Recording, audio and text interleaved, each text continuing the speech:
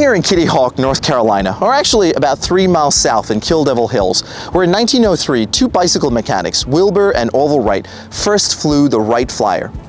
They weren't the only people working on heavier-than-air flight, and they relied on a collective brain of other people's designs, other people's discoveries, and other people's knowledge. They had minds prepared as bicycle mechanics, believing that the key to flight wasn't in the power of the engine, as other people believed, but in the balance, much like riding a bike.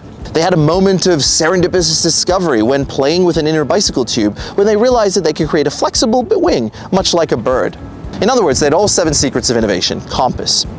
Will and Orv weren't the first to fly, but among the many people working on the problem, they were the first to achieve controlled, powered, heavier-than-air flight, and they became the most skilled pilots of the time. This was 5 years before Henry Ford would introduce the first affordable cars, the Model T in 1908. So what were two men from Dayton, Ohio, doing in the Outer Banks in North Carolina? They came here because they wanted to give the Flyer the best chance of flying. They spoke to a meteorologist who told them that at Kill Devil Hills they would find a hill for their gliders and flat ground for the Wright Flyer. They would also find soft sand dunes for them to land on. Many people had died trying to fly. And they would find the steady wind that's blowing around me. From that first 12-second, 120-foot or 36-meter flight, they and the rest of our collective brain would continue to innovate, such that in 16 years later, in 1919, we had the first flight across the Atlantic.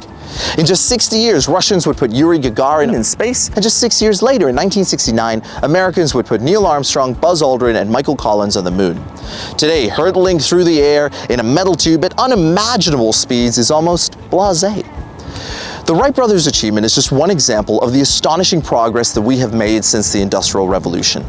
There has been an almost vertical takeoff in wealth, energy capture, population size of countries or polities, child survival rates, human rights, innovations, or just about any other indication of progress in social development. Or as Ian Morris so nicely put it, the time since the Industrial Revolution has made a mockery of all the drama of the world's earlier history.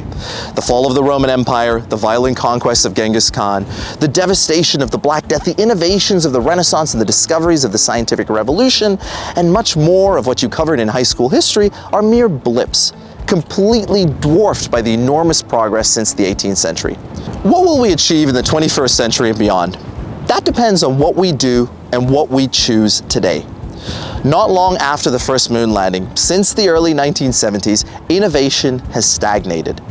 My book explains the way that cultural evolution, cultural group selection, energy, and the 4 laws of life come together to explain how we got here and where we're going, or at least where we could go.